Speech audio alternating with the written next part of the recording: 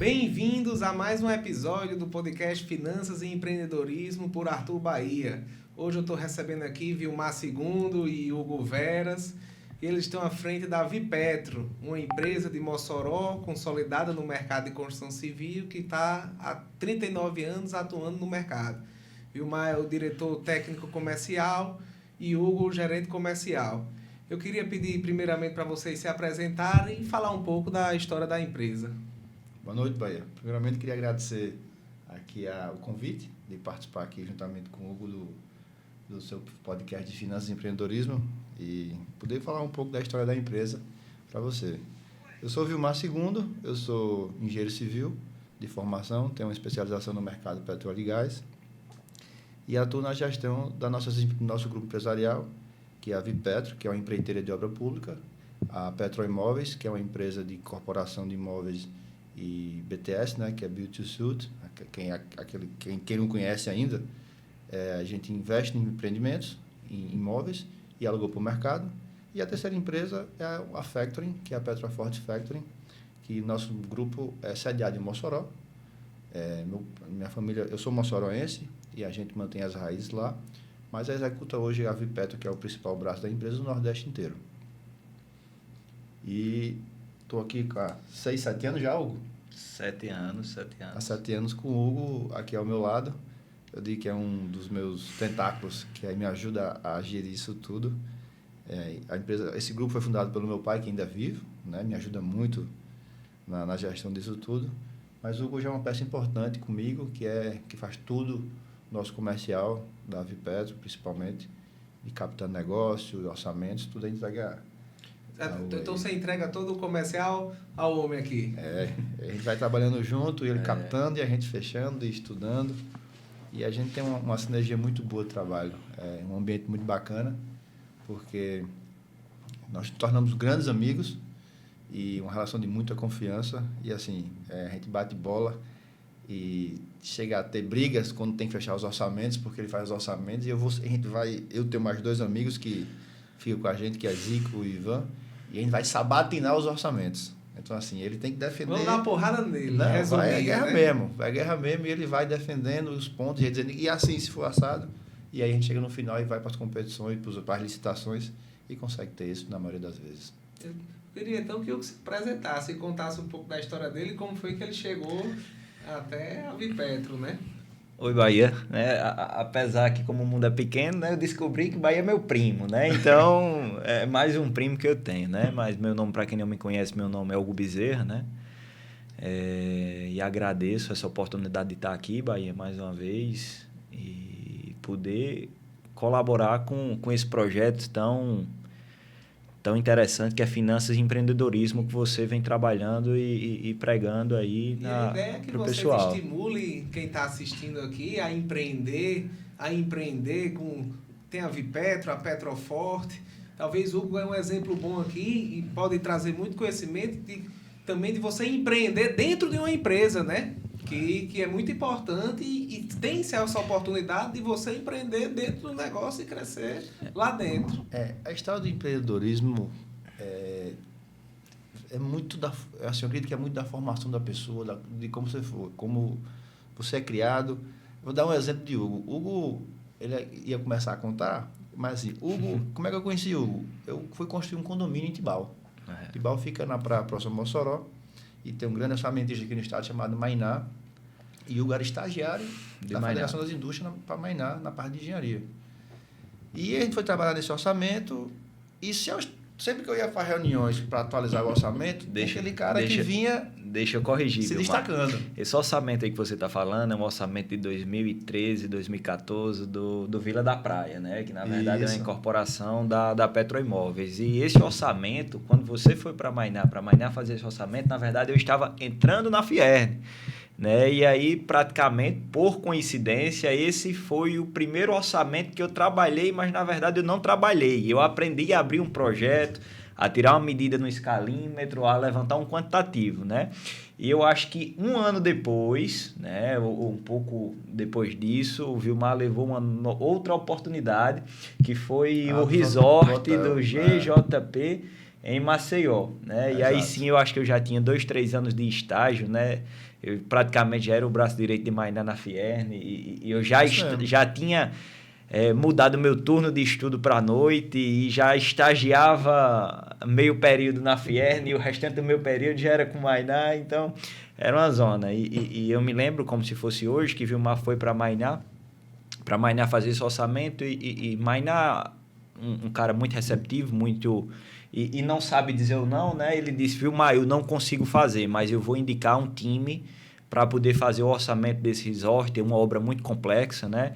E aí acabou indicando um antigo colega dele da antiga Ecocil, um engenheiro muito experiente, né? E esse engenheiro, que é o Aranha, formou um grupo para fazer esse trabalho de orçamento específico. E aí eu me lembro como se fosse hoje, o Aranha foi lá na Fierne para Mainá passar para ele o projeto, e ele olhou para a Aranha e disse, Aranha, agora você tem que colocar o Guinho na equipe, que ele me chamava de Guinho. Então, eram 4 engenheiros, né, com bastante experiência na parte de orçamentação, e apenas eu, um estagiário ali, onde comecei, e nós trabalhamos 45 dias nesse orçamento, manhã, tarde e noite, para atender um prazo. Era um projeto muito parrudo.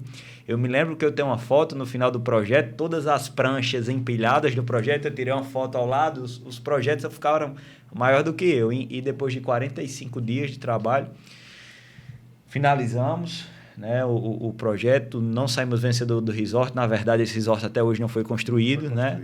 E no final do orçamento, o Vilmar me chamou e perguntou se eu não queria ir trabalhar com ele, trabalhar na Vipetro. Eu disse, Vilmar, eu tenho, acho que é uma oportunidade, né? Eu muito jovem, muito verde na época, uma oportunidade de trabalho, mas eu tenho que combinar com o Mainá, né? Porque eu trabalhava com o Mainá. E Mainá disse, vá, e ficou muito feliz quando eu falei desse convite que eu tinha recebido, na verdade, por Vilmar. Eu acho que ele ficou até mais feliz do que eu. E assim eu comecei a minha história na Vipetro. Eu acho que 11 de julho de 2016, né? Entrei como um auxiliar de engenharia. Um pouco acima do que o estagiário. Então faz 7 anos que você entrou na Vipetro. E a Vipetro é uma empresa que tem 40 anos, né? E como estava a Vipetro aí nos 33 anos? Qual era a época e como é que estava em relação a hoje? A Vipetro, nesse momento, a gente estava passando um momento difícil de recomeço. A gente, em 2012, a gente fez uma sociedade com um grupo estrangeiro, tinha comprado uma parte da Vipetro visando as obras do Brasil, de Copa do Mundo, que vinha naquela época, Olimpíadas. E depois de 3 anos tivemos um litígio e passamos por alguns bocados de dificuldade. Então a gente estava no momento de reerguer a empresa, a gente chegou a ter 1.000 funcionários, baixamos para, sei lá, 80, 70, e estava numa retomada. Então a gente estava com pequenas obras, tentando retomar. Foi quando o Hugo chegou e não quero ir para obra, eu digo, amigo, eu preciso agora de uma vaga para orçamentista. O cara, não, eu estou aqui para o campo. Eu digo, rapaz, mexer com papel. Preciso de um cara aqui, orçamento para mim.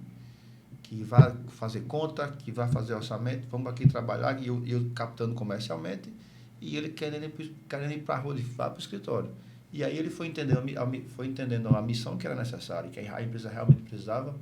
E aí quando a gente vê que os bons profissionais, eles assumem as missões necessárias para aquele projeto. E aí tem feito isso, vem construindo, vem se aprimorando, vem se aperfeiçoando. Aqui é claro, me dá uma raiva, mas a gente consegue trabalhar muito bem junto. Hoje, eu freio muito mais do que eu empurro.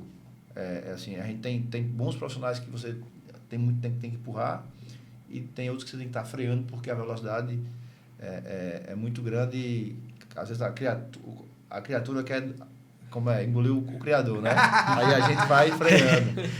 Mas então estava nessa reestruturação na época, e de lá para cá, como é que foi esse retorno? Eu digo que a Vipetro é difícil de lidar no dia a dia, porque a Vipetro é uma empresa que é igual aquele restaurante que faz sushi, churrasco, tem sorvete, tem pizza e tudo. A gente trabalha na área de infraestrutura, nós vivemos do petróleo, né? Até como eu falei anteriormente, antes da gente começar aqui, a Vipetro fazia terraplenagem, era uma empresa chamada VPCR, e lá no advento do petróleo, lá no ano que eu nasci praticamente, uma empresa abandonou um campo de petróleo e a Petrobras chamou meu pai para terminar uma obra. E terminou uma, terminou duas.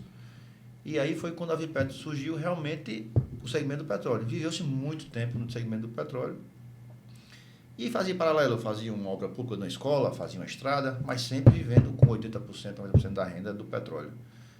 Quando eu digo petróleo, não é perfuração, são oleodutos, tanques de armazenamento, a área de infraestrutura do petróleo. De produzir e perfurar petróleo a gente nunca fez. Do poço ao tratamento, né? Exato. E aí, com essa mudança de mercado, com essa mudança, com esse problema, a gente começou, e aí também em 2015 a Petrobras começou a desinvestir em terra. Com a descoberta do pré-sal, o que era em terra começou a ficar obsoleto, foi diminuindo, os poços ficando maduros, e aí a gente começou a ir para obras públicas. E aí foi para saneamento, para esgoto, para estações de tratamento, e por último agora são as ferrovias, né? Nesse último governo de Bolsonaro que encerrou, a gente encerrou o ano com chave de ouro aí, encerrou o governo, construindo 25 km de ferrovia aqui na cidade de Natal, que é a linha branca ligando de Parnamirim até Nísia Floresta, e mais um braço da linha roxa, que é na Zona Norte. Isso é um benefício imenso e nos trouxe muito know-how técnico, tanto na parte de terraplanagem, como na parte de ferrovia. 25 quilômetros de ferrovia, só em Natal. Só na Grande Natal, né? Que sai de Parnamirim, aquele portão da base, é onde existe a última estação, cruzando pela Lagoa do Bonfim, indo até Nísia Floresta, onde era a antiga estação Papari. Então hoje o cidadão consegue sair de Extremóis e ir para Nísia Floresta pagando R$ 2,50. Com um ticket. E no ar-condicionado. Na verdade, a malha ferroviária da Grande Natal era de 50 quilômetros, né? Então, nós expandimos ela em 50% da malha existente.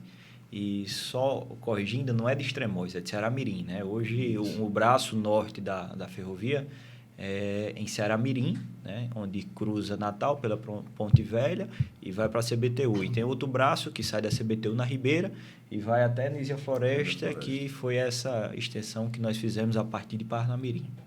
Então, essa reestruturação, até hoje, vocês estão crescendo e estão de vento em popa, pode-se dizer hoje. E estamos desenvolvendo bem, a gente tem feito um trabalho. E agora tem o retorno do petróleo, né? Nos últimos 2 anos, os poços em terra foram vendidos naquele marco regulatório do petróleo. E as empresas como 3R, como PetroRecôncavo, está trazendo a economia de volta muito pujante. Mossoró, eu sou um defensor de Mossoró. Mossoró é economicamente muito rico. Então, Mossoró hoje era bonito você ver de Mossoró antigamente, você acordava às 5 horas da manhã para qualquer atividade e você via aquele monte de gente saindo com aqueles macacões laranja, que era quem ia para os postos de petróleo, e sumiu de 2015 para cá. E hoje você volta para Mossoró, você vê a turma saindo com os macacões laranjas, chega a dar arrepio para quem era o segmento. Por quê? Porque o petróleo é muito pujante, é muito tudo. A cadeia produtiva é alimentação, é restaurante, é fardamento, é UPI, carros alugados, estrutura. Então, é muito tudo para poder rodar. Rockefeller dizia que o melhor negócio do mundo é uma empresa de petróleo, bem administrada. E o segundo melhor negócio do mundo é uma empresa de petróleo mal administrada. Então, eu vou entrar nessa pergunta, vocês que estão no dia a dia e são stakeholders, né? Qual é a diferença que vocês percebem da antiga administração, quando os postos eram administrados pela Petrobras, para a administração dessas novas empresas em questão de eficiência? Você diz, eu digo. Fica à vontade. Performance. Petrobras obrigava, por ser uma empresa pública, muita gente, tem que ter 10 técnicos de segurança, tem que ter... E os caras hoje não. O time engessado, né, na verdade. Hoje não, os caras querem realmente pouca gente e produtividade. Performance. Exemplo simples, uma PT, uma permissão de trabalho, em determinadas áreas, você tem que ter uma PT emitida diariamente. Os caras do Petrobras iam 9h30 da manhã, porque para eles estava lá o salário batido, o emprego público tinha estabilidade. A turma privada não. 7h30 está lá, entendeu? 7h30 está lá e funciona. Então, assim, são exemplos como esse, que você vê que a iniciativa privada, na frente de qualquer negócio, faz a diferença. Entendi. Você que um cara ligado muito em economia e isso, falar um pouco de Mossoró. Mossoró é extremamente rica, né? Agora com essa volta do petróleo é muito forte. Mossoró tem a maior reserva de calcário do mundo, Chapada do Apodi. Lá tem 3 fábricas de cimento em operação. Mossoró é o maior produtor de frutas tropicais como melão, algumas frutas tropicais como melão, tem lá a Agrícola Famosa, o maior empregador do estado, mais de 20 mil funcionários. Mossoró é o maior produtor de sal marinho do mundo. entendeu? Então, assim, Mossoró, você tem ideia que 600 caçambas saem, carretas e caçambas saem de Mossoró por dia com sal? Então, assim, é um negócio muito forte e com essa retomada do petróleo, chega a ser muito animador para a cidade. Mossoró tem uma população de 230, 220 mil habitantes e durante a semana chega a 400, porque chega a 350, gente que vem de fora, passa a semana trabalhando e no final de semana... E agora tá voltando essa questão de Mossoró. Tudo. Fiquei um pouco curioso, Vilmar, você chegou a comentar que seu pai começou a trabalhar com petróleo, ele fazia o serviço de terraplenagem e foi contratado para finalizar uma obra.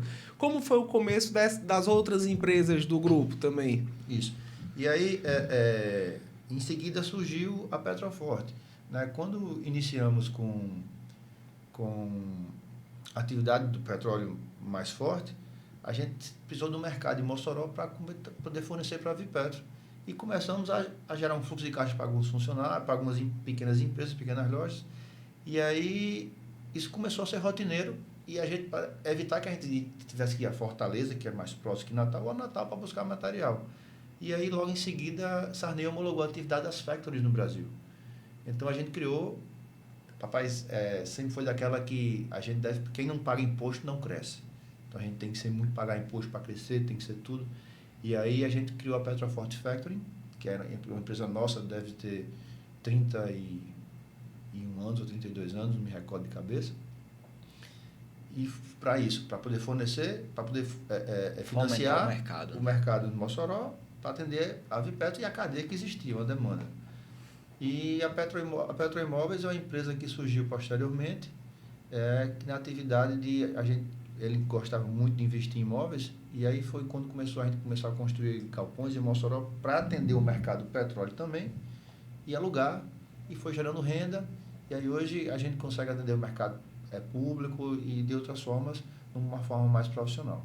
Que ele gostava muito de investir em imóveis, ainda gosta, pelo que você está falando, isso. E o principal meio é o BTS, né? O BTS é quando você constrói um imóvel personalizado para o seu inquilino e ele vai ter um contrato mais longo e com características contratuais diferentes e personalizadas também, já que você construiu o imóvel para ele, né? Como, por exemplo, em Mossoró tem um imóvel da Polícia Federal. Existia uma demanda da Polícia Federal, eles estavam em casa, existiam algumas casas em Mossoró e nos procuraram para saber se tinha algum imóvel para ser a sede da Polícia Federal em Mossoró. Aí a gente disse, a gente não tem alguns imóveis, alguns terrenos que podem ser construídos. E eles disseram, eu vou lançar um edital e aqui vamos ver se vocês participam, vai vir outras pessoas e para que a gente possa contratar de uma forma de acordo com as normas de contratação do governo federal. E assim foi feito. Eles fizeram a licitação, a gente construiu um projeto. Um anteprojeto. Aí apareceu outra empresa, a gente foi mais competitivo, tanto no preço como na forma no prazo de construção. Nós somos muito ágeis nesse processo construtivo. Fomos vencedores e adequamos o prédio de acordo com a demanda que existia. Isso foi tão sucesso que hoje na Paraíba tem um outro prédio sendo licitado da própria Polícia Federal, inspirado no nosso projeto. Até uma arquiteta aqui de Natal, Mariana Lopes, do escritório Lopes Bocaiúva, que fez o projeto em conjunto com a gente. Muito, muito interessante, né? O contrato que tinha me falhado a palavra, contrato atípico, né? E então, esse tipo de investimento, vocês já é um investimento que interessa a vocês. Você falou um pouco também da Vipetro, que hoje vocês são um restaurante que faz sushi, churrasco e pizza, mas quais hoje são os diferenciais competitivos da Vipetro? Bora. Você que é comercial? Bahia, na verdade, às vezes, Vilmar, quando ele fala de segurar a rédea, né, que às vezes até brincando, mas eu sei que eu confundo de verdade, é que eu saio meio que procurando um pouco de tudo para a gente poder se meter, né? E isso, às vezes, eu estou com obra no sul, obra no norte. E hoje, né, a Vipetro, onde ela atua hoje, né? Hoje a gente atua principalmente nos segmentos, né, de construção e montagem, né, que sempre foi o forte da Vipetro, 39 anos com expertise nessa área. Eu acho que uma das maiores construtoras no Nordeste no segmento. Estamos atuando também no segmento de ferrovias, né, com obras de saneamento e obras de infraestrutura em geral, né? Finalizamos, por exemplo, agora em dezembro do ano passado, o empreendimento completo do Alphaville em Fortaleza. Lá nós fizemos desde a parte de supressão vegetal até a parte de pavimentação asfáltica.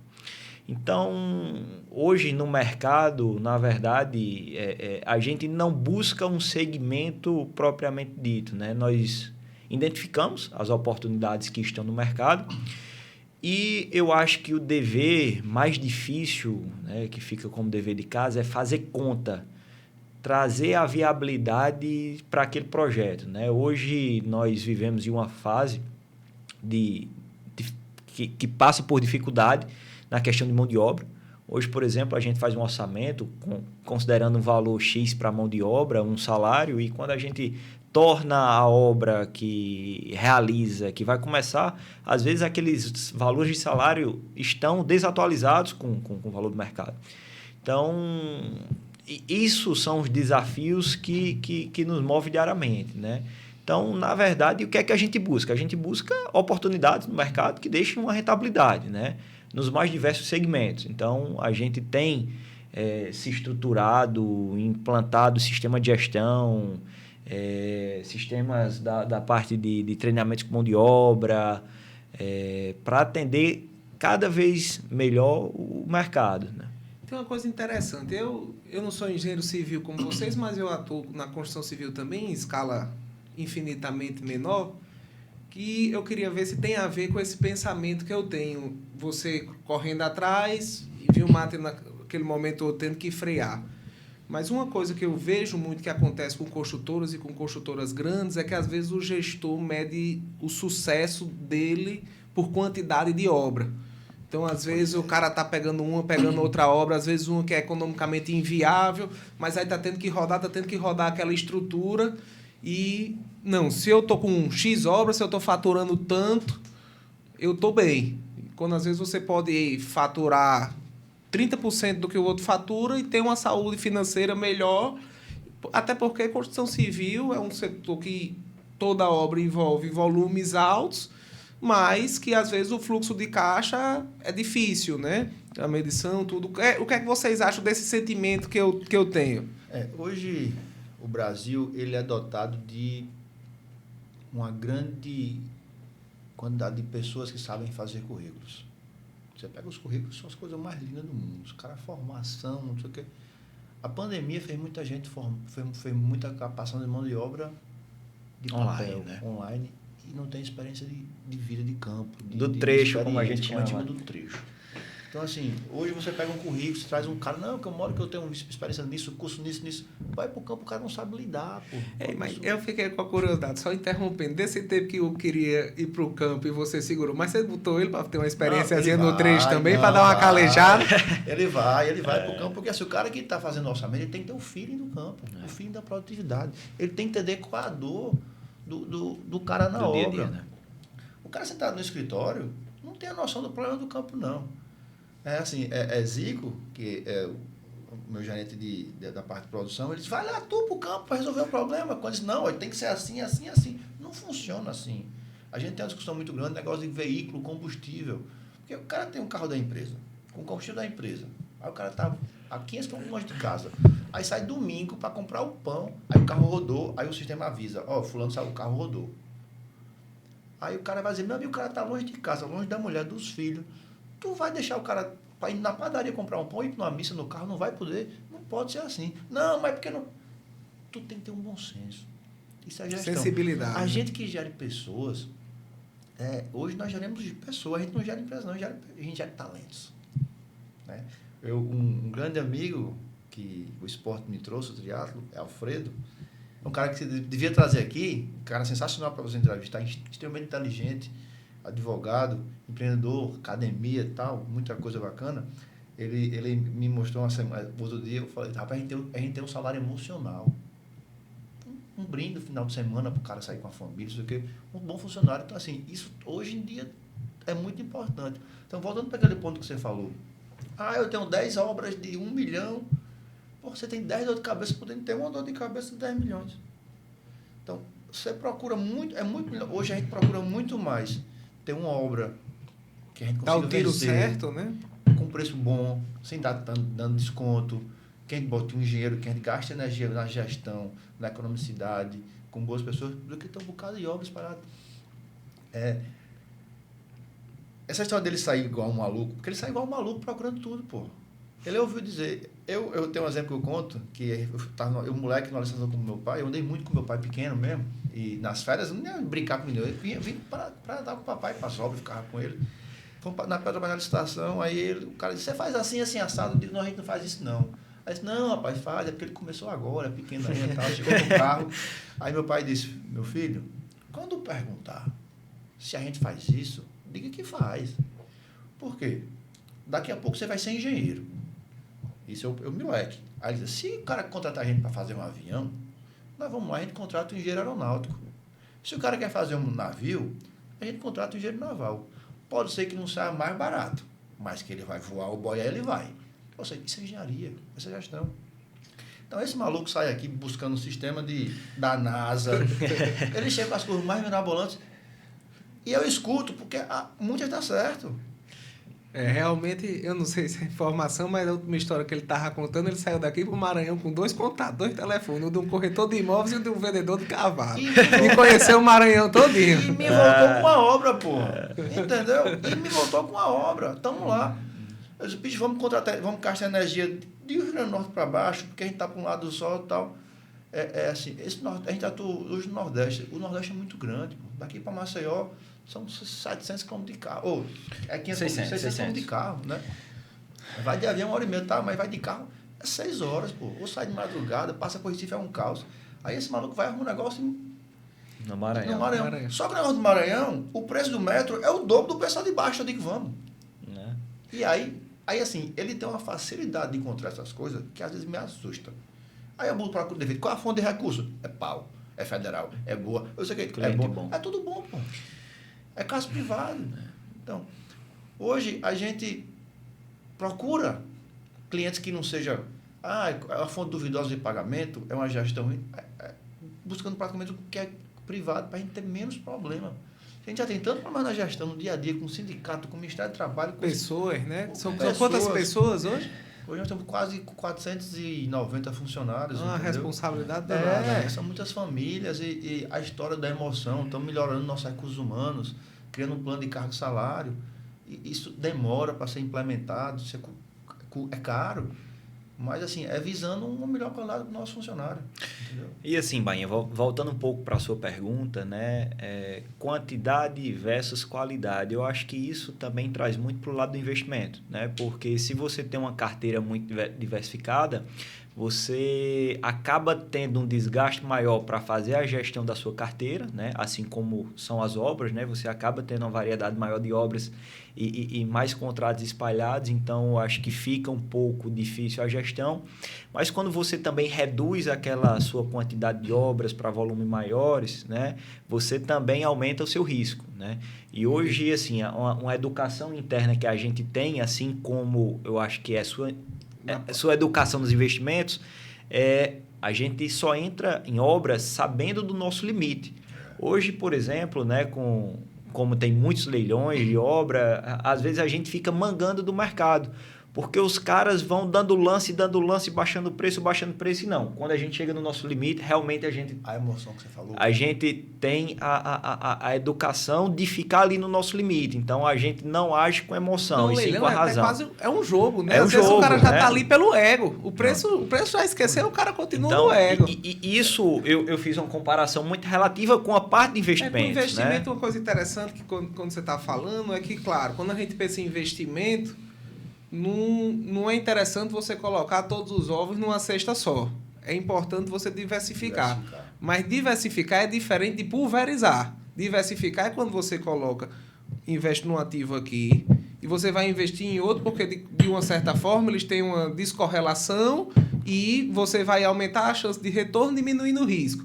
pulverizar, que às vezes muita gente confunde, é você, ao invés de comprar uma empresa, comprar 20, você não está nem sabendo o porquê, e está com 2% de cada um. E também, se você acertar um cavalo, não vai adiantar muito, porque representa pouco na carteira, né? Então, eu acho que assim, aí voltando um pouco para o gancho que Vilmar II falou, né?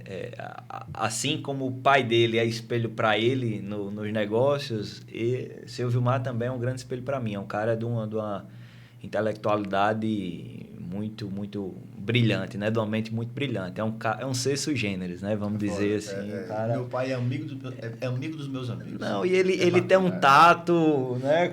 Não, esse conhecimento, ele tem um tato... esse conhecimento do meu filho, diga que a gente trabalha porque a gente vai resolver. Pronto. Então, aí, voltando para esse gancho, eu acho que o que Vilmar aprendeu com ele, eu acho que quando eu escutei essa história, eu me empolguei mais um pouco, entendeu? Se empolga muito fácil. Então em cima disso, né, a gente tenta trabalhar a nossa carteira, mas, claro, sempre mantendo a responsabilidade de fazer o custo das obras e nas licitações a gente tentar ter manter aquele preço que foi planejado, né? Mas um grande desafio, né, além de você fazer o orçamento, né, montar todo o custo da obra, é também a execução, né, onde você vai fazer uma execução contratual, onde na maioria das vezes você faz um planejamento de uma obra de 1, 2 anos, né, e tornar aquilo rentável, né, fazer uma execução melhor do que um orçamento. Então, esse é o maior desafio. E lidar com todas as variáveis, inclusive alguns que fogem do seu controle. Estabilidade, né? Jurídica, os índices de mercado, os índices de NCC, que geralmente corrigem os contratos de obras públicas, vem a gasolina agora dar uma porrada e estoura tudo. Obra de terraplanagem, o maior insumo é o combustível. Assim, eu tenho uma responsabilidade muito grande, Bahia, de fazer uma empresa de 40 anos se perpetuar. Eu tenho uma carga maior ainda, eu levo o nome. Eu sou o Vilmar II, filho de Vilmar Pereira, que ele construiu aquilo. Então, assim, eu tenho uma carga muito forte e eu confio muito no meu time para poder fazer isso acontecer. Todas as questões principais da empresa, estratégicas, eu chamo todos na minha sala, digo, tem esse problema aqui, como é que a gente resolve? Lógico, a posição final é minha e eu bato com o papai, a decisão final, e ele geralmente não vai contra. Muita gente reclama de empresas familiares, né? É muito mal visto a segunda geração, terceira geração das empresas. E hoje tem, a Riachuelo é um case aí, tem um G3, G4, G5 já em fase de treinamento. E hoje, assim, eu tenho muita sorte, meu pai é muito cabeça aberta. A gente está no mercado junto, trabalhando junto, tomando decisões juntos. E assim, a turma me auxilia demais para tomar a decisão correta. Então, é importante você acertar e você dividir as responsabilidades de cada um na sua função para fazer isso acontecer. Aqui a gente tem 2 temas muito importantes que pode explorar, né? Uma, essa questão de Hugo, de empreender dentro da empresa, que pode vir até ter uma partnership, não sei como isso. E a outra é o tema da sucessão. Eu queria entender como é que seu pai preparou essa sucessão, você tem irmãos, como é que ele estruturou essa sucessão? Eu tenho uma irmã que mora em São Paulo há 20 anos, trabalha na área médica e não faz parte do nosso negócio. E eu tenho o Vitor, que é meu irmão mais novo, ele fica na parte da factoring, né? E ele auxilia no setor financeiro da Vipetro, no processamento dos pagamentos e um pouco da gestão, juntamente com o papai. Então, assim, eu não tive a oportunidade de ser outra coisa. Eu nasci, você vai ser engenheiro, engenheiro, faculdade de engenharia. E estou aqui hoje e sou extremamente realizado no que eu faço. Você trabalhar com engenharia é muito dinâmico. Você não tem aquela história de relógio todo dia, não. Todo dia é um problema diferente, seja de ordem de recursos humanos, seja de ordem técnica, seja de ordem, você imaginar, financeira. O cliente atrasou o pagamento. Entendeu? Então, assim, e isso é muito trabalhoso, mas é como eu falei lá há pouco tempo. Eu tenho uma sintonia muito forte com o papai. E isso facilita muito a gestão e a gente troca figurinha com frequência. Então, isso é muito bom. Mas a carga é muito pesada. E, assim, eu dou muito duro para fazer isso acontecer. Porque a empresa tem o nosso nome. E você é um cara, Vilmar, que eu acompanho nas redes sociais, que você pode-se dizer, um atleta, né? Você está muito ligado ao esporte. Eu queria que você falasse um pouco como o esporte pode ajudar o empreendedor, até na tomada de decisão, até para desopilar. Acho que isso é um ponto importante, né? O triatlo, eu sou triatleta, já fiz 5 Ironmans, 70.3, né? E eu comecei isso em 2019. Eu sempre fui muito ligado ao esporte. Em 99 eu fiz intercâmbio, morei nos Estados Unidos. E morei numa família muito humilde. Eu digo que meu intercâmbio foi puro mesmo, porque eu morei numa família muito, muito humilde, que não tinha dinheiro para comer fora. E lá, só que meus irmãos eram atletas, eram mais jovens, 14, 13, mas corriam atletismo. Os caras eram muito fortes no atletismo. E eu comecei a gostar do esporte. Ia levantar peso. E fiz musculação por 19 anos, sem trancar nenhuma vez. Tranquei uma vez, para estudar para uma prova. E aí, num dia na academia, depois de malhar, tal, fui na esteira, encontrei com um amigo, Diogo Almeida, da Sport Master, e ele estava fazendo um treinamento na academia, na esteira de uns tiros. Eu fui fazendo uns treinos de tipo 30 segundos e estava fazendo um tiro de 1 quilômetro. Aí ele disse, rapaz, eu vou fazer aqui 20 tiros. Eu disse, vou correr também. Aí comecei a correr, logo comecei a nadar e comecei a pedalar. E aí o triatlo, ele traz para você muito aprendizado, porque você trabalha a seu limite. Então, um treinamento para um Ironman, 70.3, são 16 semanas no ciclo, e assim, eu acordo todos os dias às 4 da manhã, todos os dias, de segunda a segunda. E aí você diminui bebida, você não para, né? Você sai para beber com os amigos, sai para jantar, mas você diminui. Aí passa para Hugo, né? Tem uns que assumem o timão. Às vezes ele perde um treino do dia seguinte, mas faz parte. E assim, requer muita disciplina. E assim, nos 2 primeiros anos eu era chacota, porque dava aqui no escritório depois do almoço e consegui correr para nadar na hora do almoço. E aí tava na reunião aqui, os caras falando, né? Você dava umas cochiladas, aí ficava rindo, tirava foto. Mas que a realidade é muito puxado. Mas assim, a determinação de você ter que fazer aquilo, para você ter um treinamento, para você conseguir fazer uma prova de 1,9 km de natação, depois pedalar 90 km e depois correr uma meia maratona abaixo de 5 horas, que é o que a gente almeja, assim, requer muito. Então, isso você pegar isso, o que é do esporte, e trazer para o trabalho, a disciplina, dá né? muita disciplina. De você querer, de você não desistir, de ver os percalços. Não é fácil não, nada é fácil. E aí você trazer isso para perto, é muito bacana. Essa questão de não desistir, você alguma vez já pensou em desistir ou já sentiu aquela dor? Rapaz, tá difícil demais, a pressão tá grande, o negócio tá duro. Como empreendedor, você não pode dar essa chance. É igual a história no esporte. Ah, você tá lá, KM15 da corrida, depois de pedalar, não sei o quê. Você até pensa. Mas, porra, vai dar certo. Você está treinado para isso. Você tem uma equipe lá atrás que você treinou com você, que trabalha com você, que dá suporte. Nada vai ser fácil. Eu sou uma pessoa de muita fé mesmo. E são as provações que você tem que ter para poder chegar no seu objetivo, no seu sucesso. Então, você tem que passar por muita coisa, você tem que ter muita resiliência, entendeu? E você para atingir seus objetivos. Você falou em empreendedorismo, e aí eu lembrei agora de abordar esse assunto. Como você sabe, o Hugo gosta muito de vaquejada, de cavalo, é criador de gado, né? E meu pai é avesso à fazenda, isso tudo. E Zico, que é outro, o meu gerente também da parte de produção, cria gado de leite. E aí surgiu um edital de umas fazendas em Açu. Aí o Hugo baixou o edital. Eita, negócio de uma fazenda editada, depois a gente vê. Pegou fazenda, um quilômetro, ferrovia, confusão. E aí eu encontrei com um amigo, o amigo disse, rapaz, tô sabendo que o Hugo vai entrar na fazenda, rapaz. O Hugo me disse que vão baixar o edital da fazenda. Eu digo, vamos, você correu de Hugo. Eu entrei lá também, eu digo, foi mesmo. Mandei, no outro dia encontrei, fui tomar um café no Midway, outro empresário, amigo nosso. Rapaz, fulaninho me disse que o Hugo baixou o edital da fazenda, eu tô lá também, viu? Eu disse, rapaz, o negócio é bom. Com o terceiro, cara, vai entrar no agro agora, soube que fulaninho me disse que o Hugo tirou o edital lá também. Os três caras fortes no mercado, Zagues. com 20 de fazenda. Inteligente. Urgente, eu digo, vamos pro negócio.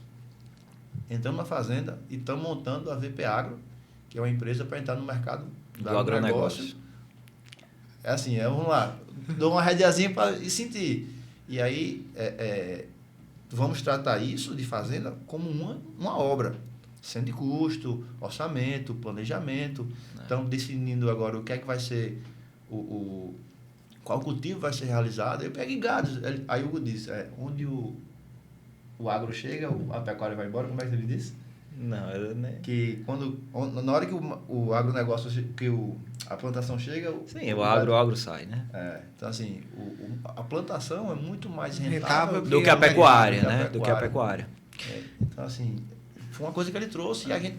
Então, está no nosso planejamento estratégico de 2024, entrar nesse negócio do agronegócio. E a própria agrícola famosa veio... da Maísa, que veio da construção civil, né? Bahia, eu tenho 2 pontos para corroborar com essa conversa de Vilmar. Um ponto sério e outro para a gente rir um pouco, né? Então, acho que quando você passa, né? Apesar eu nunca tive empresa, né? Eu tenho um CNPJ, mas eu nunca tive empresa, nunca gerei empresa, né? Mas hoje, como o Vilmar falou, a gestão é compartilhada e apesar de não ser dono, ele compartilha com a gente essa responsabilidade. Então, a gente se sente nessa responsabilidade de fazer parte do time Vipetro e levar o time Vipetro para onde for, né? E quando você fala, Vilmar, você pensa em desistir? Ele até pensa, como ele disse, que pode ter pensado. Mas, na verdade, Bahia, o que faz a gente não desistir disso, né? Você olha que... Primeiro ponto, né? O pai dele gravou um vídeo dos 39 anos de empresa, onde ele disse que quer ver a Vipetro chegando no 100º aniversário dela. Ou seja, só faltam 60. Né? Espero que a gente consiga realizar um sonho de seu Vilmar. E outro ponto muito importante é, lembre-se, uma informação que, inclusive, foi que ele passou... né, nesse vídeo, foi do CAGED, que é uma informação pública. A Vipetro, ao longo dessa história, empregou mais de 10 mil funcionários. Então, hoje, nós temos quase 500 famílias dependendo da Vipetro. Então, quando você fala em desistir, não é Hugo, não é Vilmar, é Vipetro. São 500 pessoas. Se você somar 3 pessoas por família, são 1.500 pessoas. Então, é uma responsabilidade muito grande de levar isso para frente. E é o que eu acho que a gente sabe fazer e é o que, a gente gosta de fazer. E Vilmar disse isso mais uma vez hoje. É pior do que o jogo. Às vezes você vai para uma obra e a obra não é tão boa. E às vezes você sai com raiva daquele cliente, mas o cliente chama você para outra oportunidade e você vai todo se derretendo. Né? Então, isso é o nosso dia a dia. Né? E isso... é gratificante para a gente, porque a gente gosta e a gente vive isso, tá? Então, isso é um ponto muito importante quando você fala em desistência. Então, hora nenhuma a gente fala em desistir. Então, só fala que tá difícil. Que tá difícil, mas que tá difícil... no outro dia já parece fácil. Foi a frase que a esposa de Hugo usou no dia do casamento, que ela tratou ele, como é que é? Meu nome é pronto? Que a gente tanto puxa como tange. Esse é um ditado popular, né? Não vamos entrar em detalhes.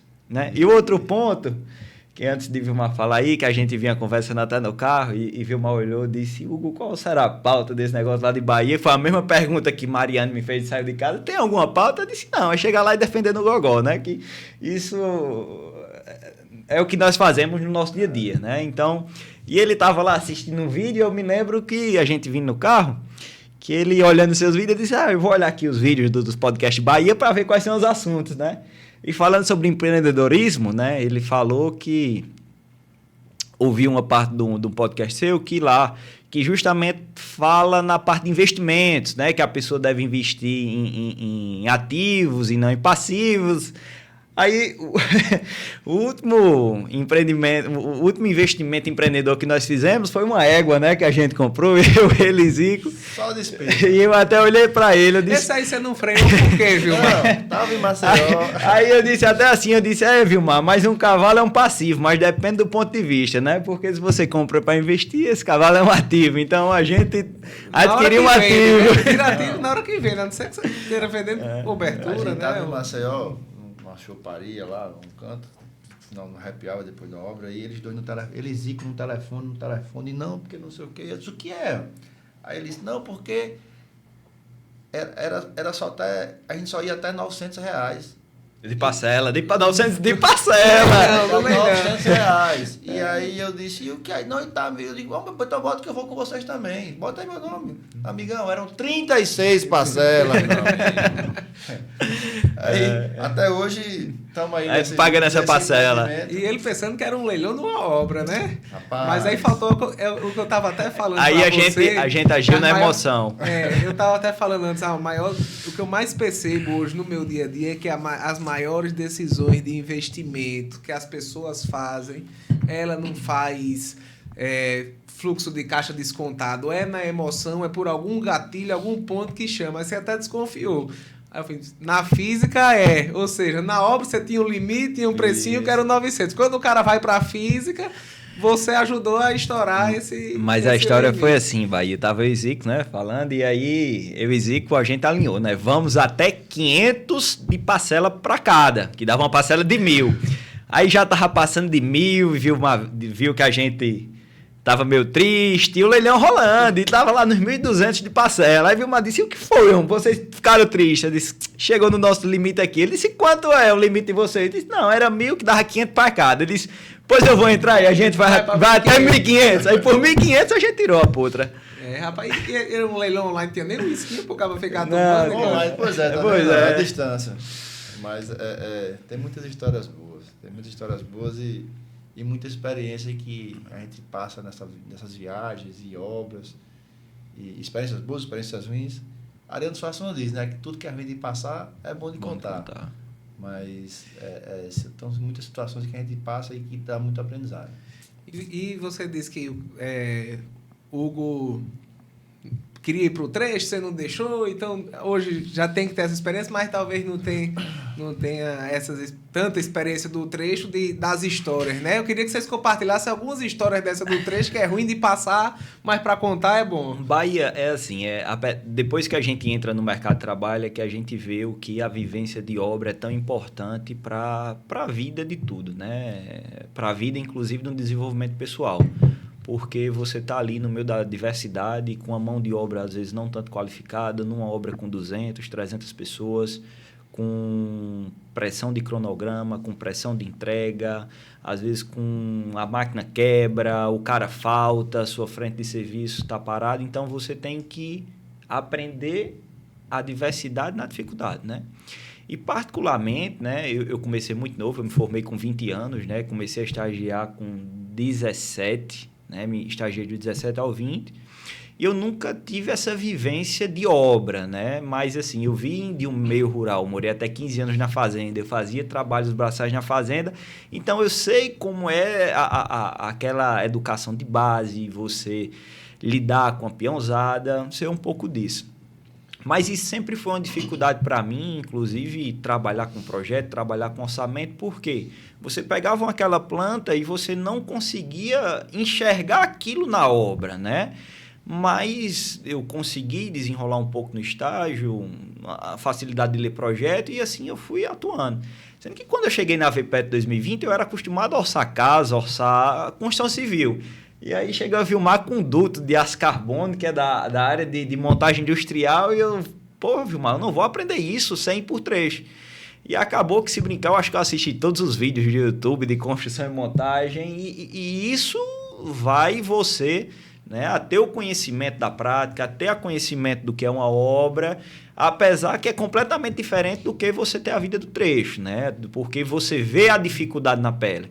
Lembra que final de semana, quando você está trabalhando no computador, é que o Zico é acostumado a dizer, você está no computador, você tem internet, você tem Wi-Fi, você tem a tomada ali para botar se a bateria está acabando, então qual é a dificuldade que você tem? Você vê... Nenhuma. Você está aqui, você vê como ele fala com vontade, entendeu? O que o mercado de trabalho precisa é disso, pô. É você fazer a coisa com vontade. É você ter o tesão no negócio. Porque experiência eu não tinha. É você querer trabalhar... Virar a noite assistindo vídeo. Cara, a gente tem... Nós somos obrigados a contratar... Desculpa interromper. Não, vai. Nós somos obrigados a contratar menores aprendizes. E a grande maioria dos menores aprendizes são meninos que vão lá para bater tabela.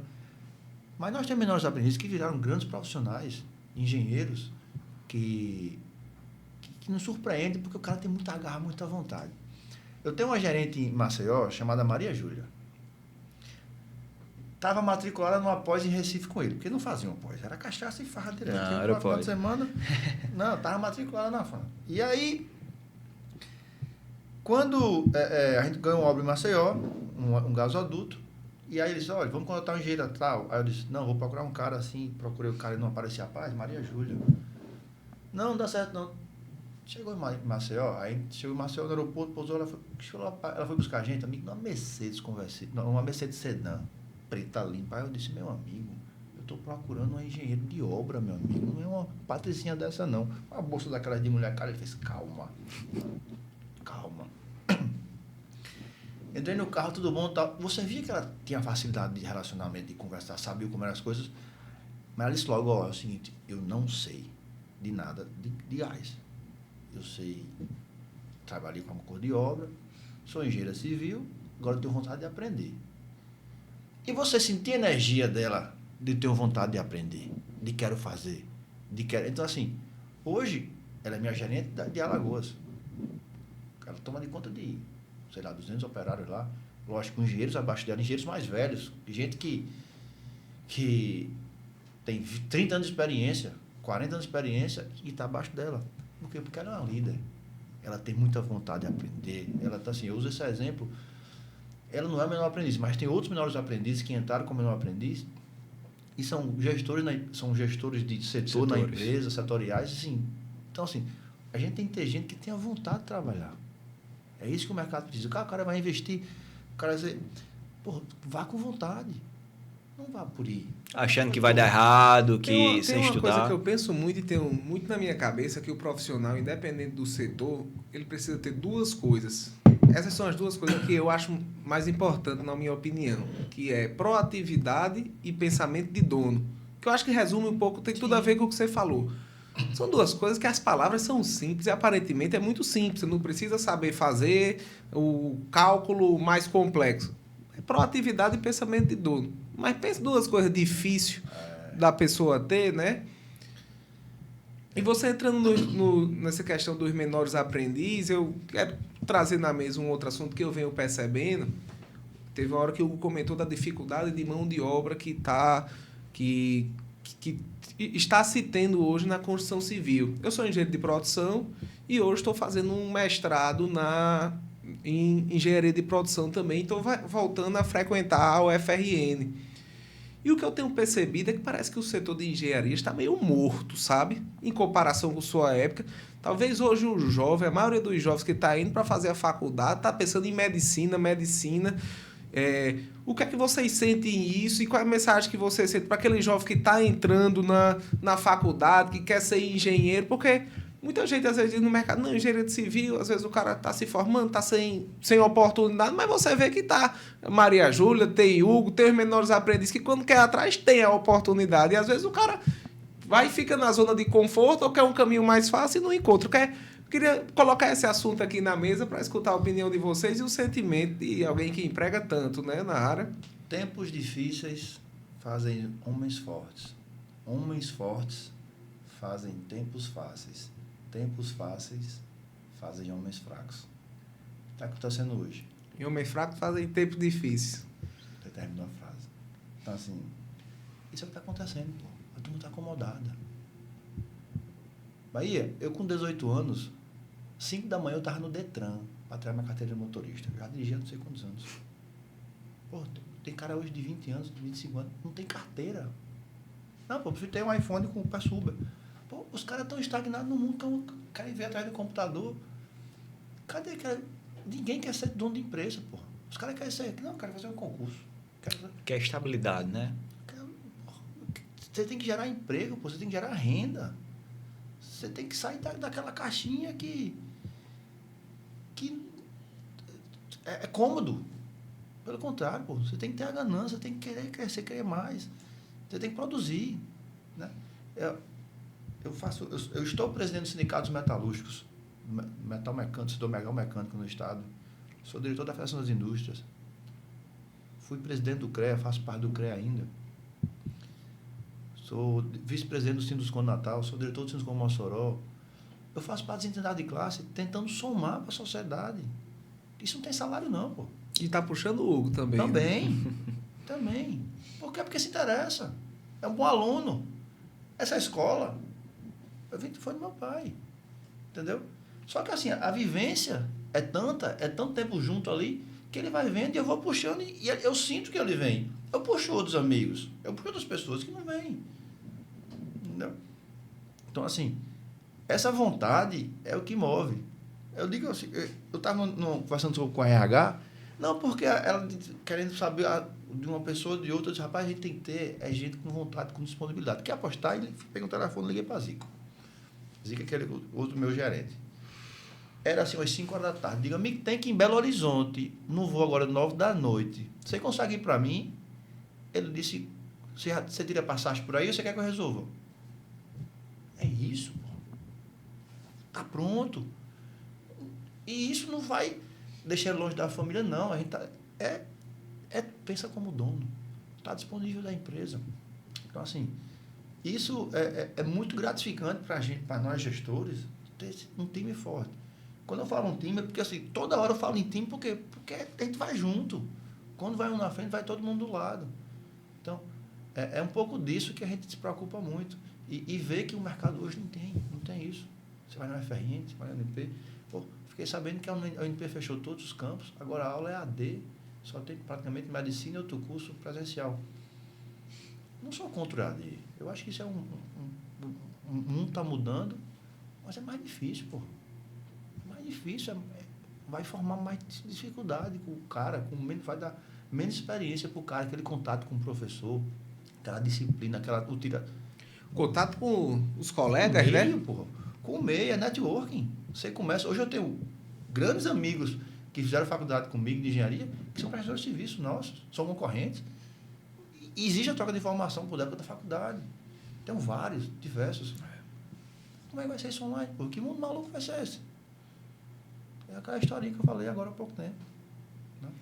E você, qual é o conselho que você dá para quem está assistindo aqui e está na graduação de Engenharia Civil? Bahia, eu penso muito assim, né? Eu me formei um pouco recente, né? Um pouco recente quando eu falo há 7 anos, mas para mim foi ontem, né? Então, eu me lembro que no meu primeiro ano, meus primeiros 6 meses de Vipetro, né?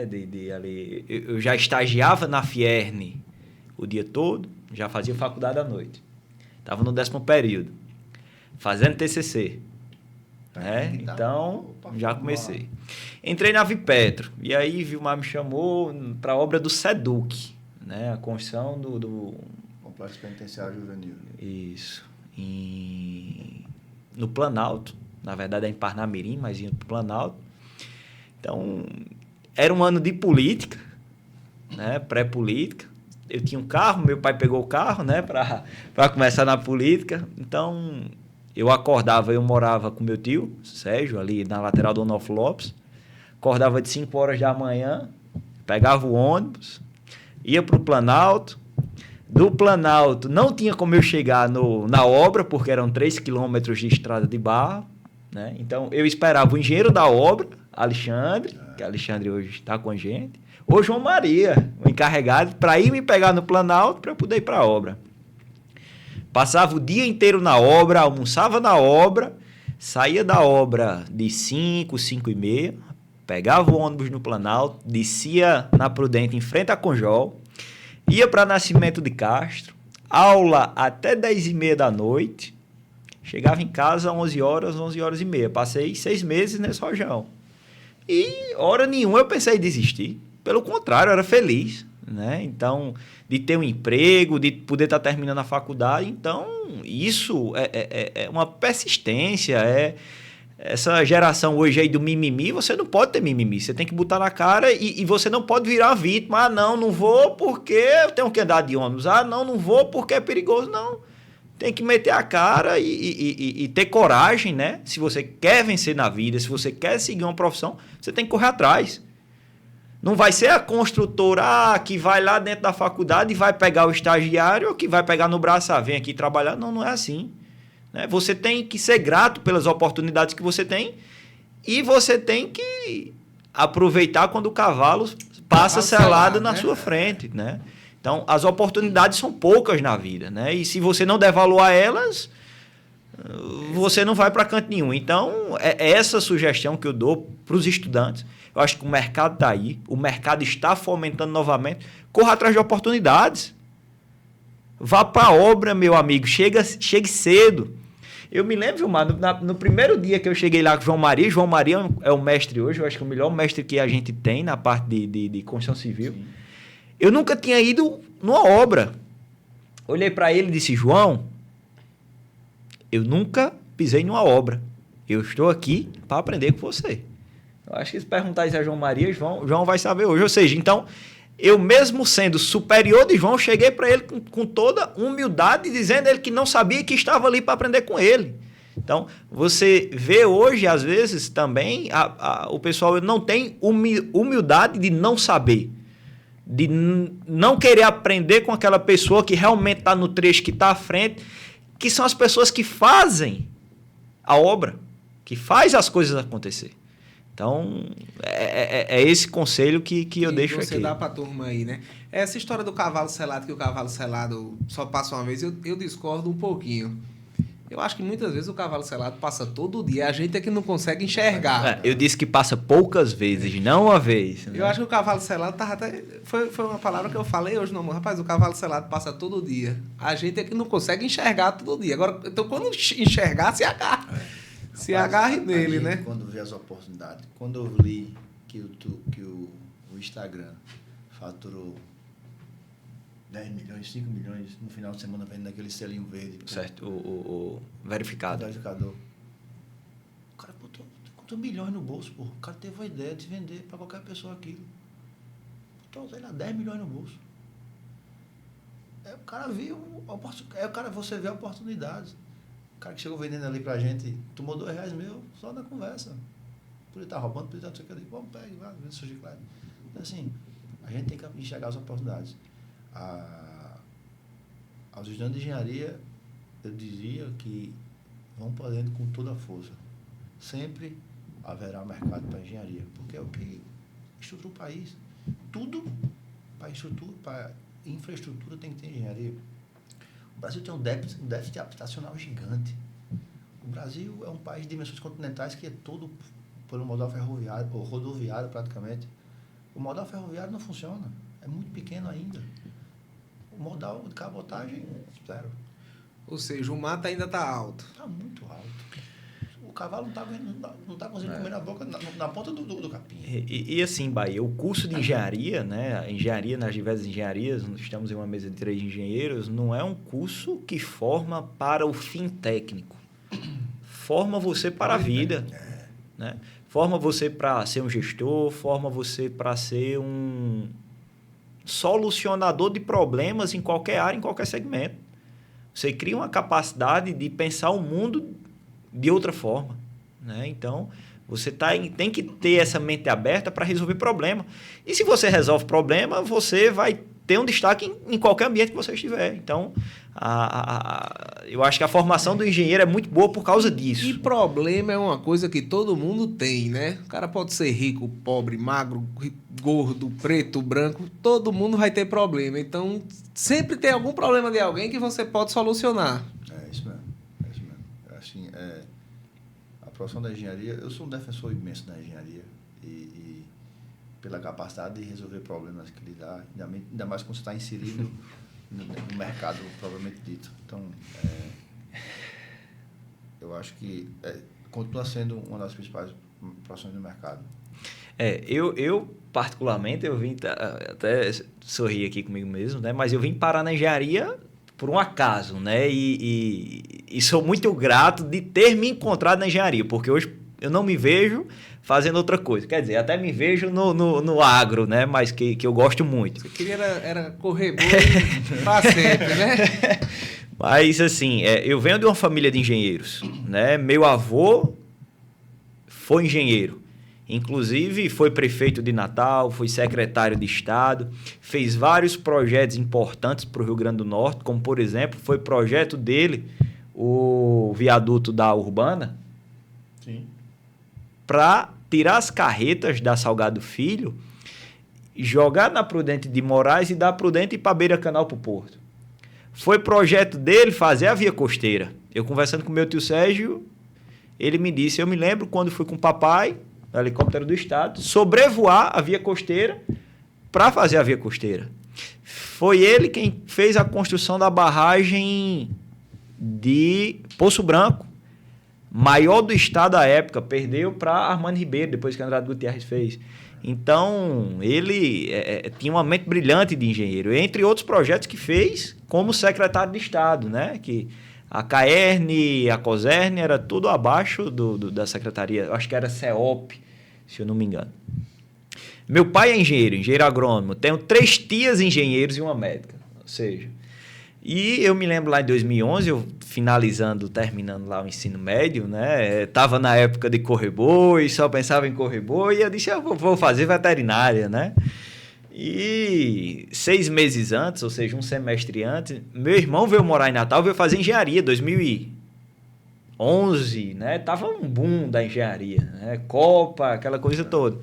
E aí eu fiz o vestibular para veterinária, não passei, perdi a inscrição da universidade, e meu irmão, rapaz, veio fazer engenharia na UNP. E aí eu fiz engenharia, fiz o vestibular em janeiro mesmo eu comecei... Não tinha veterinário em Natal, na época ia ter que ir para Patos, para Areia, para fazer... E aí eu comecei a engenharia, me encontrei, pronto. E desde então, estamos na engenharia firme e forte. Vilmar, você estava falando de Mossoró, você comentou de Mossoró dos recursos naturais que Mossoró tem, né? Sal, fruticultura, o petróleo. E um outro ponto que eu queria trazer para a mesa aqui, não só de Mossoró, mas todo o Rio Grande do Norte, que vem se destacando é na energia eólica, né? E hoje se fala muito também da eólica offshore, né? No mar. Como é que vocês sentem aí a importância do Estado e como é que a Vipetro pode ajudar na infraestrutura dessa parte de eólica também? A energia eólica offshore é um caminho sem volta. A matriz energética do Brasil, vou usar até a expressão que Rodrigão Melo do Senai, do CTGás, usa isso, desde que Pedro Alves Cabral chegou aqui no Brasil, e até hoje, com hidrelétrica, termoelétrica, o que existe de eólica solar, é 700 giga. E só a costa do Rio Grande do Norte tem isso de potencial eólico offshore. Então, assim, o Rio Grande do Norte, hoje, o grande dificultador da energia eólica offshore no Brasil ainda é o marco regulatório. É a legislação que é dúbia ainda. O IBAMA não sabe como cobrar, licenciar, como organizar isso. O Rio Grande do Norte, mais uma vez, é privilegiado. A 14 quilômetros de linha reta de Areia Branca tem um porto chamado Porto Ilha. É uma plataforma metálica construída pelos ingleses em 1970 aproximadamente. E ela é usada para exportar sal. Os produtores de sal, eles produzem sal nas salinas, vai de barcaça para esse polo, para esse porto, e lá os grandes navios transportadores vai para o mundo inteiro, que o sal é usado nas mais diversas indústrias. E esse porto, ele está localizado já no setor que vai ficar já nessa parte das usinas eólicas. Ou seja, o Rio Grande do Norte já tem um canteiro de obras que você pode dividir com a parte de sal e ser um facilitador para a construção. Então, aqui no estado tem o CTGás, que é o Centro de Tecnologia de Gás e Energias Renováveis, que é até ligado à Federação das Indústrias, está muito avançado em negociações com vários países, fazendo intercâmbio de informações, e nós estamos tentando nos capacitar para trabalhar nisso, na parte das fundações, que são grandes estruturas metálicas, que são produzidas em terra e são levadas para o mar para serem posteriormente colocadas. O Brasil será os Emirados Árabes da energia limpa, não tenha dúvidas.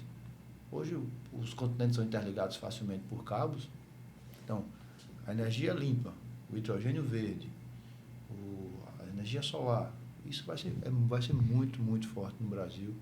E somado com a energia offshore, eólica offshore, tem a capacidade de ser maiores as torres, com as pás maiores, e sem agredir o meio ambiente, que aqui tem uma discussão sobre barulho, sobre a poluição visual. Então, isso no mar não tem. Então, é só o IBAMA ajustar essa parte de regulação, que eu acho que a coisa voa. Voa mesmo. E então vocês já estão de olho e se preparando, se capacitando? Já estamos estudando o mercado, estamos usando, participei de uma missão recente que houve para a Inglaterra, para conhecer alguns parques solares, alguns parques eólicos offshore.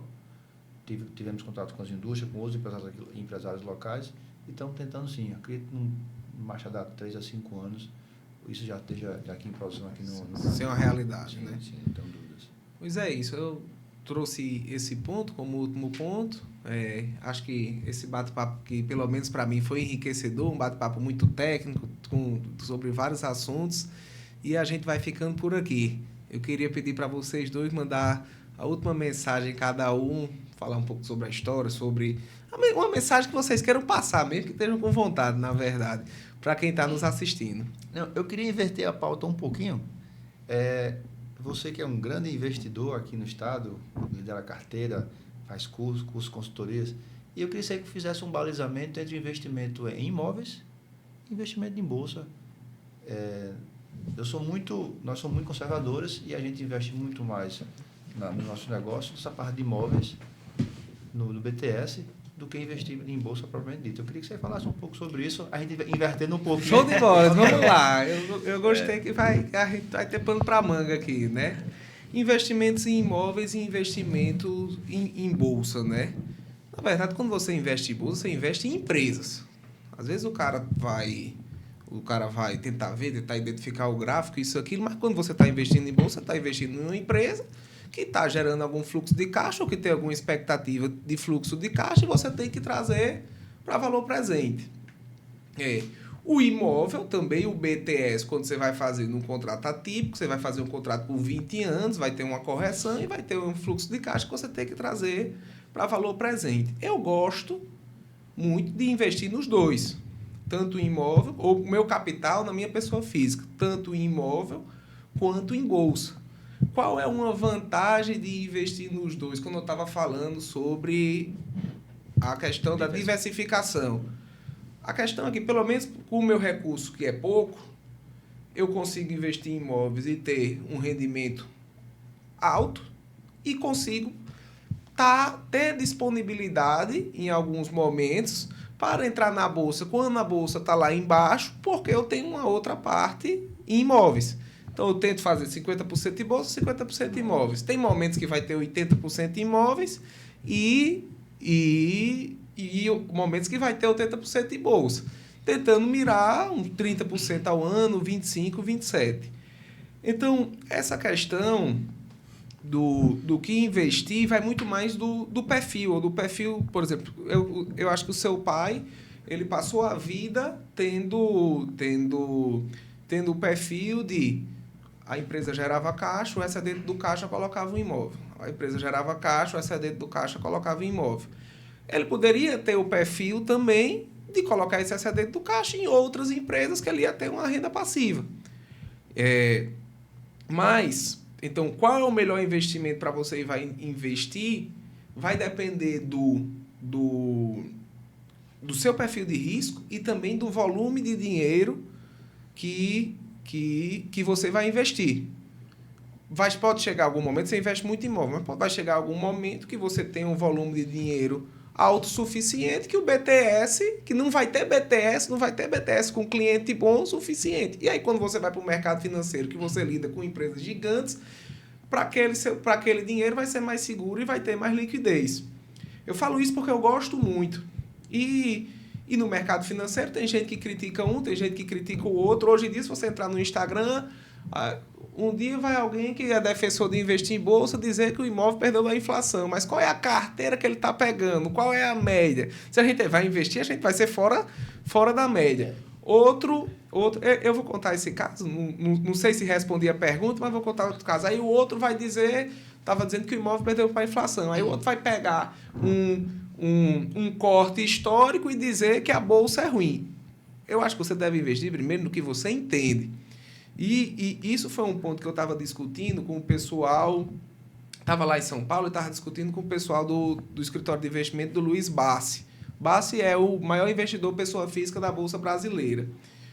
E eles estavam conversando, a gente estava discutindo no almoço, eu estava falando.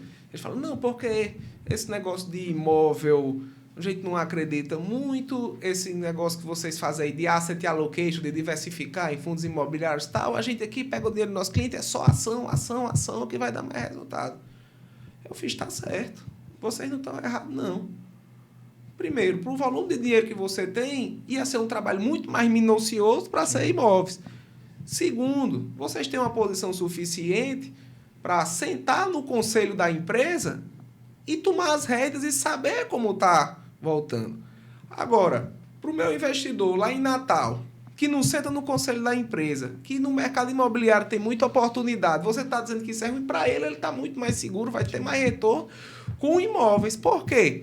Porque se ele for investir numa empresa sem dominar esse negócio, a grande maioria do investidor, ele não lê balanço, ele segue dica de alguém, ele vai seguir por você sem ser pelo conceito dele. A ação tem uma volatilidade que é tranquilo, que você fica tranquilo, mas o cara não fica.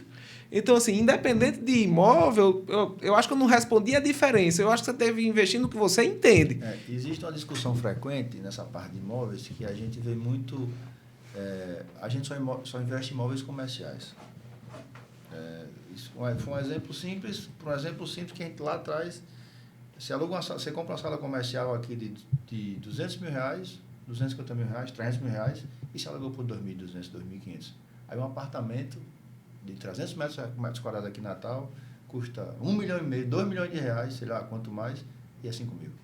Então, assim, você consegue investir muito menos na parte comercial, em imóveis comerciais, e ter um retorno muito melhor do que da parte comercial. Essa é a diferença que a gente faz lá no escritório, é de não ter só a cabeça fechada para a bolsa, ou só a cabeça fechada para imóvel, para o comercial, para o residencial. Às vezes no residencial tem uma oportunidade. Eu vou contar uma situação de um cliente que chegou lá no escritório e o imóvel é um dos melhores ativos para esse ponto também, quando você está na fase de viver de renda, porque tem um fluxo contínuo e previsível de receita, não vai variar muito o aluguel. E aí, pós-pandemia, chega um cliente lá no escritório que já estava nessa fase de viver de renda e ele tinha alguns imóveis, mas o principal dele estava em 2 imóveis residenciais. Ele tinha 2 imóveis residenciais, que os 2 somados valiam R$2,5 milhões. Ou seja, então era um apartamento de alto padrão. E nesses 2 imóveis sobrava líquido R$9 mil por mês. Se um ficava numa vacância por 3 meses, só aquele condomínio já matava o lucro do ano todo. E aí ele chegou lá no escritório com um filho, na verdade o filho que ele chegou pedindo essa solução, e falou, e aqui, onde é que eu invisto? Eu quero investir o dinheiro do meu pai para ter mais renda. Era na pandemia que estava todo mundo em casa, todo mundo falando de bolsa. A Selic já tinha caído muito, para 2%, para 3%, então também a gente não estava num momento de renda fixa confortável, que você conseguia, como semana passada eu peguei título para mim, para 2, 3 anos, de IPCA mais 10,8%, garantido pelo FGC. Também não estava nisso. Ele chegou nessa situação que a pessoa dependia da renda dos imóveis, era uma renda muito importante, e eu fui assessorar ali como tomar a decisão. Vamos para fundos imobiliários para ver se rende mais? Talvez ia render mais que o apartamento. Ia render mais que o apartamento, ia render o dobro.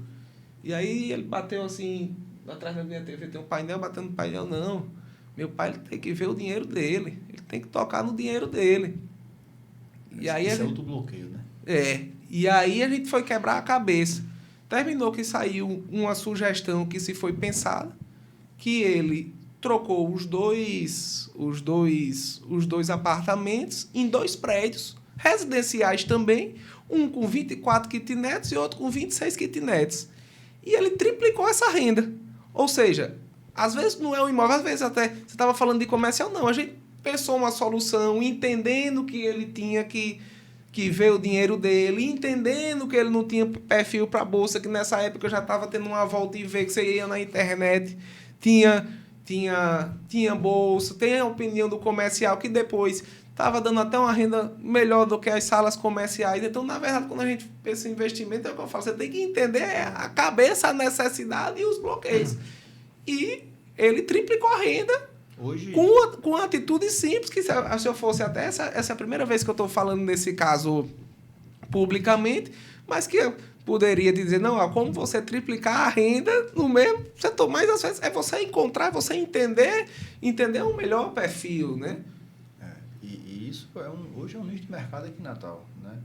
A UFRN ainda mantém os cursos presenciais, ao contrário da UNP, e existe uma demanda de estudantes para esse tipo de empreendimento. Tem muito já ali próximo da região de Neópolis, ali próximo ao entorno da UFRN, o cara construindo 20, 15, 30 kitnets, alugando a R$900 a R$800 imobiliário, R$1.200, dependendo da qualidade. É tudo lotado, tudo cheio. Entendeu? E assim, estudantes que vêm do interior, que passam, então assim, isso é uma renda bacana. Isso aí, trabalho, para residencial eu tenho um pouquinho mais de mimimi, mas é uma renda bacaníssima. Então assim, eu entendo, eu gosto da forma de dividir um pouco, até assimilei bem, um pouco aqui na bolsa, um pouco aqui nos imóveis. Eu acho papai da história do cara que quer ver o papel, de pegar ver o imóvel, o tangível, né? Isso, mas eu acho que isso é muito cultural, né? Aí a pior coisa que você pode fazer é colocar um cliente num investimento que é ele não confortável para ele. Por exemplo, eu vou até falar em relação a esse apartamento de alto padrão que dava uma renda de aluguel que não era interessante. Para quem comprou, foi um investimento ruim? Não. Porque a ideia dele era outra. Ele estava comprando ali para fazer uma realização, para ter uma varanda mais bacana, para receber os amigos, para receber a família. Então, não existe investimento ruim. Pode ser que você esteja desenquadrado para o investimento que você está fazendo. Isso é um pensamento que eu tenho muito. Sobre bolsa, eu comecei a investir em bolsa em 2008.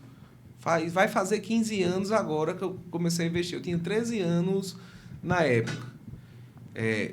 Com 10 anos, com 11, com 12, eu lia muito essas biografias. Já tinha lido biografia de Warren Buffett, que inclusive ontem foi o aniversário dele, né? E tinha aquela curiosidade para investir em bolsa. E aí, quando foi em julho, eu fiz uma viagem com minha família, fui um stand da Bovespa, julho de 2008. E fiquei interessado, o pessoal estava em Campos do Jordão, estava todo mundo visitar, eu só queria passar o dia lá nesse stand da Bovespa para entender como era, tinha conhecimento, era muito distante para mim. Hoje a gente não tinha esse acesso de informação na época. Aí saí de lá, comprei um curso de investimento, análise técnica pelo Orkut. Aí fui tentar indo ver, comprei mais um livro de um psiquiatra, comprei outro, e estava ainda naquela insegurança, que foi a grande sorte. Talvez a história fosse totalmente diferente se eu tivesse já saído e vou investir.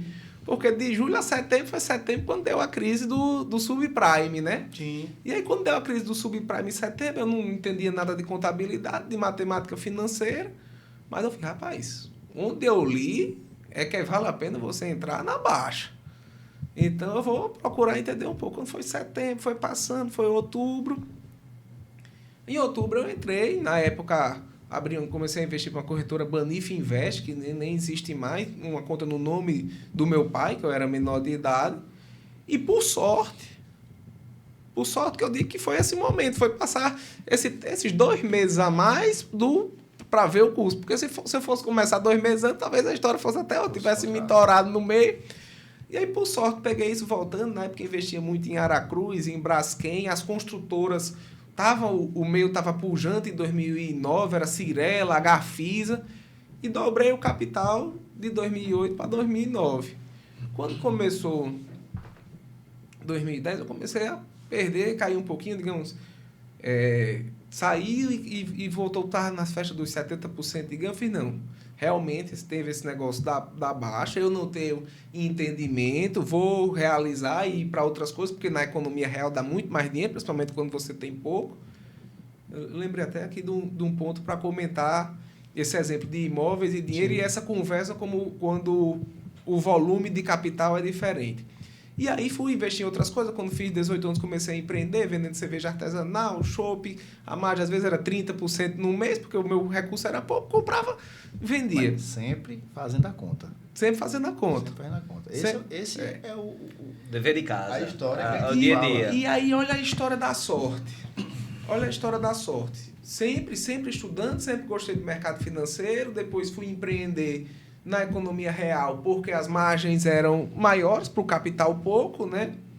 E aí, as coincidências, né? Quando deu em janeiro de 2020, eu estava em São Paulo. Agora, em janeiro de 2020. Pandemia, né? Em janeiro de 2020, eu passei o segundo semestre de 2019 vendendo minhas posições em bolsa e renda fixa, porque em janeiro de 2020 eu passei 20 dias em São Paulo. E eu ia ser sócio, montar de sócio, uma operação de sushi delivery no Rio de Janeiro. Saí daqui, ia fazer isso e não ia voltar. E aí, por sorte, fui vendendo meus investimentos e estava líquido, porque eu precisava colocar o dinheiro nesse negócio.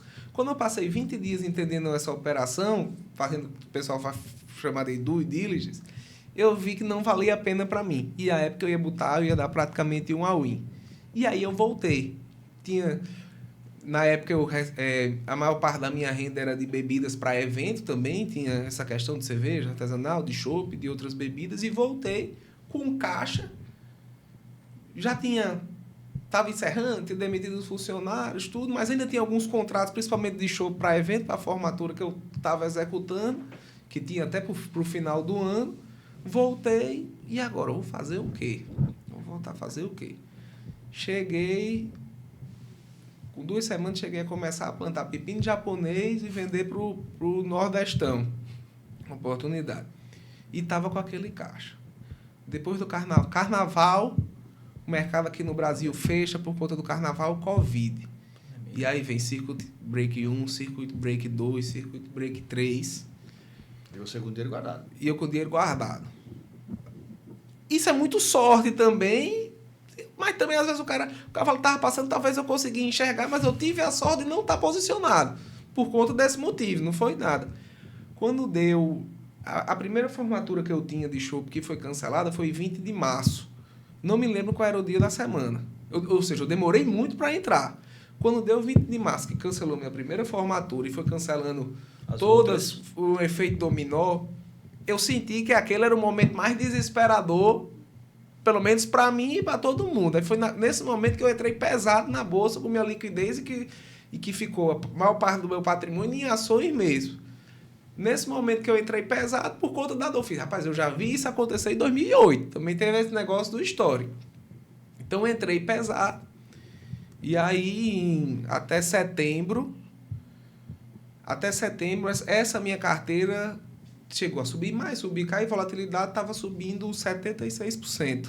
Foi mesmo. De março para setembro. Isso também não é história de, botei tanto numa carteira, não. Eu entrei pesado e essa carteira que era pesada para mim estava subindo tanto.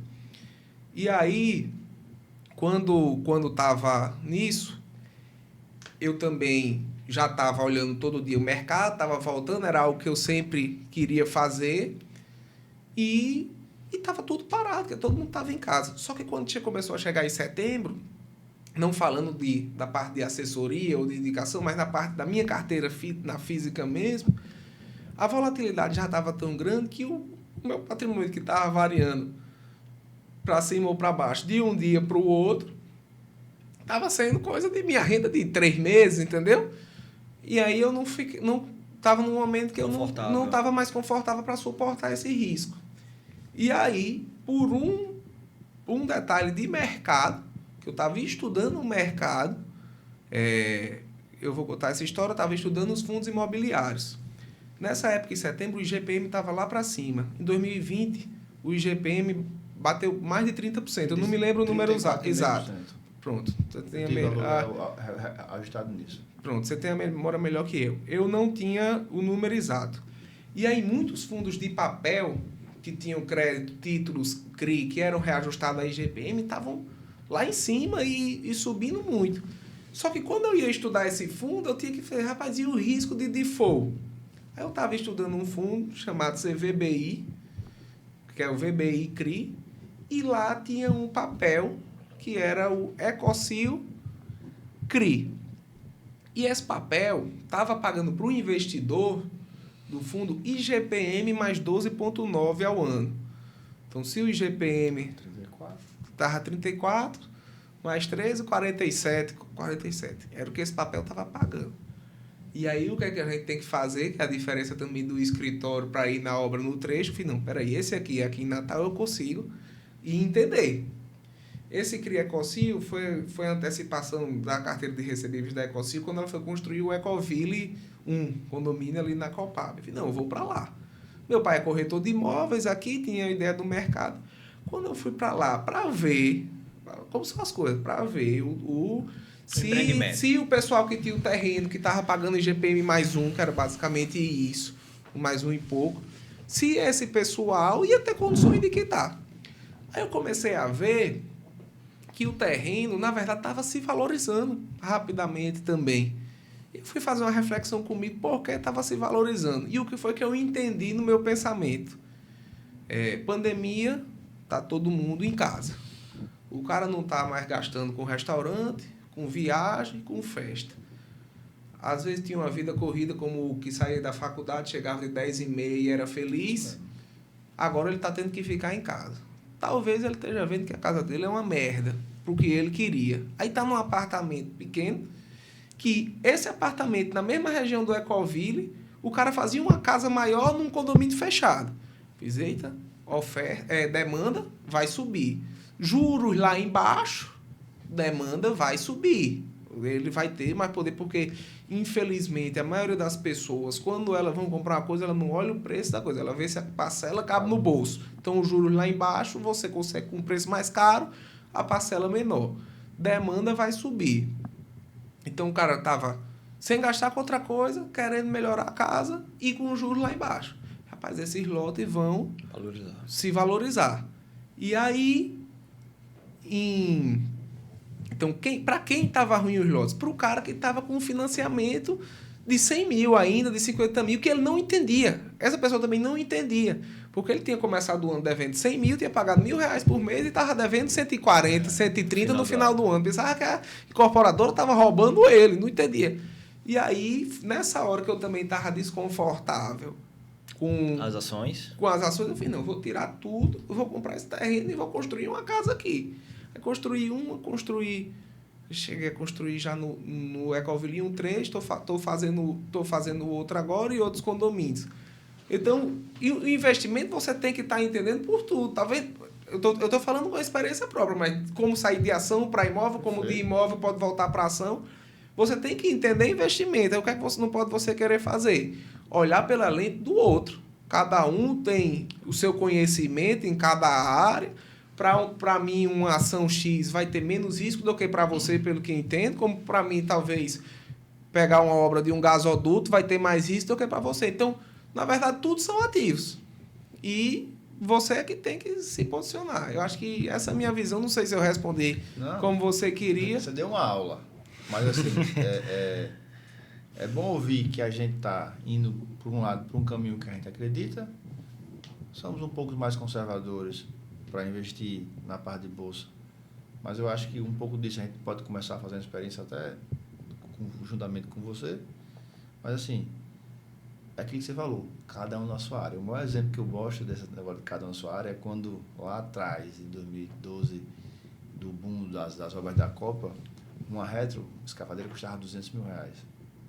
E dentista, médico começou a alugar, comprar máquina, e para alugava por 10, 12 mil reais. Só que esqueci que a retro furava pneu, tem que trocar óleo. O cara estava lá numa consulta operando, ligava, o pneu furou. Como é que resolve? Então, assim, isso é um pouco do que a história. Cada um tem que olhar para o seu negócio e fazer do que eu entendo mais um pouquinho.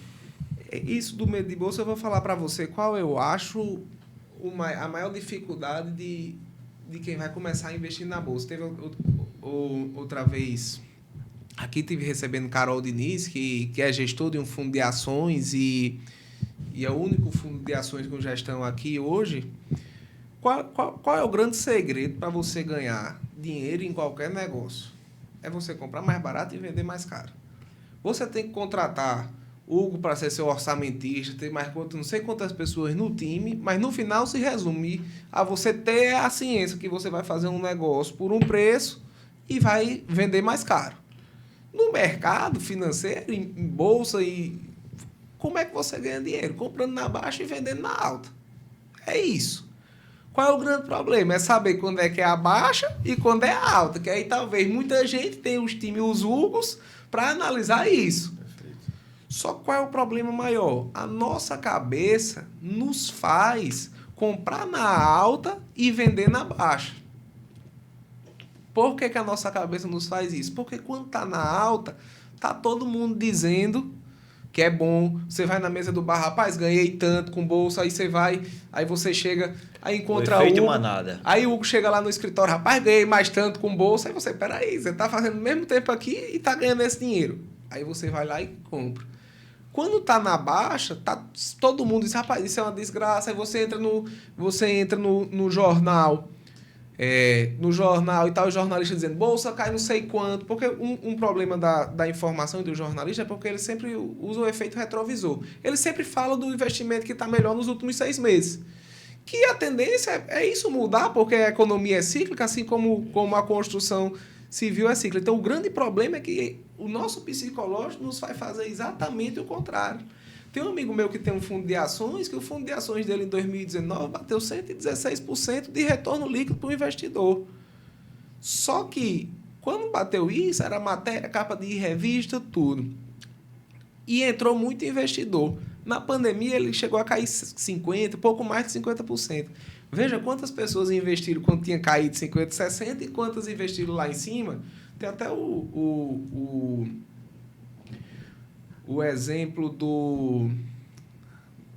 esqueci o nome aqui agora, do gestor do fundo Magellan. Conversando aqui, eu me lembro. Ele foi o fundo que mais bateu, cresceu 2.700% num período de tempo. E a média dos investidores perderam dinheiro, porque a turma sempre entrava na alta e saía na baixa. Então, quando a TV diz, a bolsa caiu, vai, vamos ao shopping. Muito mais do que você saber o papel, é você entender o momento, e às vezes a forma de você blindar nisso é você procurando manter uma posição. Vou manter isso aqui, tantos por cento em imóvel, tantos por cento naquilo. Num momento que essa porcentagem desequilibra, digamos, você vai fazer 80% em imóveis e 20% em bolsa. Se ela desequilibra, daqui a pouco você está com 85 e 15, e você vai rebalanceando isso, é porque, teoricamente, talvez esses 85 se cresceu para cá é porque já está numa alta aqui e esse outro está na baixa. Então, automaticamente, se você criar essa disciplina de rebalancear, você vai rebalancear comprando mais na baixa. É isso que eu acredito. Obrigado, meu amigo. Então, pronto. Agora, dê a última mensagem, o pedido que eu fiz. Tá. Não, eu só queria...